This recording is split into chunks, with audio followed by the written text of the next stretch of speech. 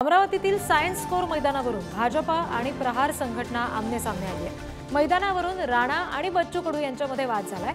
उद्याच्या सभेसाठी मैदान आपणच आरक्षित केल्याचं कडू आणि राणा दोघांकडूनही दावा केला जातोय। उद्या अमरावतीमध्ये नवनीत राणांसाठी अमित शहांची सभा होतीये आणि अमित शहांच्या सभेसाठी मैदानात जोरदार तयारी सुरू आहे। मात्र बच्चू कडू सुद्धा मैदान आपण आरक्षित केल्याचा दावा कायम ठेवून आहेत। आम्ही सायन्स कोर मैदान 24 तारखेला आरक्षित केलं, 5 तारखेला अर्ज केला, तोही रिजेक्ट केला, 7 तारखेला केला, तोही त्यांनी रिजेक्ट केला, पुन्हा 12 तारखेला केला, तोही रिजेक्ट केला आणि 18 तारखेच्या अर्जाला त्यांनी मंजुरात दिली। आता मंजुरात दिली, पैसे भरले, सगळं झालं। आता प्रशासन मात्र आमच्या कार्यकर्त्याला फोन करून दबाव आणतंय।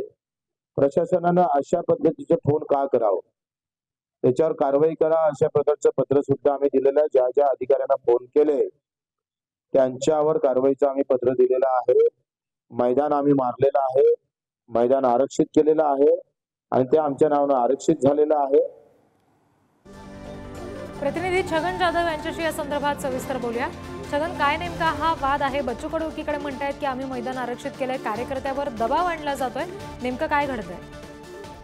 नक्कीच रिद्धी, अमरावतीमध्ये 24 तारखेला अमित शहांची सभा होऊन घातलेली आहे आणि ती सभा जी आहे ती सायन्स कोर मैदानावरती होणार असं सांगण्यात आलेलं आहे आणि त्यासाठी रवी राणांनी ते मैदान आरक्षित केल्याचं रवी राणांनी स्वतः सांगितलेलं आहे। मात्र बच्चू कडूंनी देखील 23 आणि 24 तारखेला सायन्स कोर मैदानाचं बुकिंग केलं असल्याचं बच्चू कडूंनी सांगितलेलं आहे आणि त्यामुळे त्यांनी त्याचे पैसे देखील भरले असून ते मैदान प्रहारलाच आरक्षित झाल्याचं देखील बच्चू कडू यांनी सांगितलंय। त्यामुळे एकाच वेळी 2 सभा या मैदानावरती कसा होईल असा प्रश्न सध्या आता पडलेला आहे, कारण आरक्षित कुणाला हा प्रश्न समोर आलेला आहे आणि यात रवी राणांनी देखील त्यांची प्रतिक्रिया दिलेली आहे। रवी राणांनी सांगितलं आहे की हे मैदान आम्ही आरक्षित केलेलं आहे। बच्चू कडूंना प्रसिद्धी हवी असते, मोठ्या नेत्यांवरती टीका केली त्यानंतरच त्यांना प्रसिद्धी मिळते आणि ते प्रकाश झोतात असतात अशी टीका केलेली आहे। त्यामुळे रवी राणांनी देखील दावा केलेला आहे की मैदान आरक्षित केल्याची ओसी देखील आमच्याकडे आहे। त्यामुळे आता बच्चू कडूंनी एक पवित्रा घेतलेला आहे, जर का आम्हाला आरक्षित झालेलं मैदान आम्हाला दिलं गेलं नाही तर मात्र आम्ही जिल्हाधिकारी कार्यालयावरती 1 लाख शेतकरी